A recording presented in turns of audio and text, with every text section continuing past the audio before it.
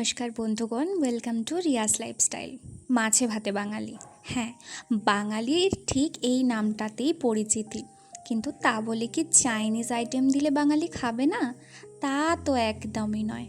চুটিয়ে খায় বাঙালি, আর সব কিছুতেই নিজেদের একটা ফিউশন দিয়ে দেয়, আর আপন করে নেয় ঠিক মাছ ভাতের মতোই। আমিও ভাবলাম সেরকম কিছু ট্রাই করা যাক, তাই বাড়িতে ভাতের চাল দিয়ে বানিয়ে নিয়েছিলাম এরকম সুন্দর একটা ফ্রায়েড রাইস। হ্যাঁ, শুধুমাত্র নর্মাল সবজি আর কিছু গোটা গরম মশলা, ব্যাস। আপনিও বানিয়ে নিতে পারবেন এরকম সুন্দর ঝরঝরে ফ্রায়েড রাইস বাড়ির চাল দিয়েই। তার সাথে মা বানিয়েছিল লাল লাল ঝাল ঝাল চিকেন কষা। প্লেটটা দেখেই মন ভরে যাচ্ছিল, আর খেতেও হয়েছিল দুর্দান্ত।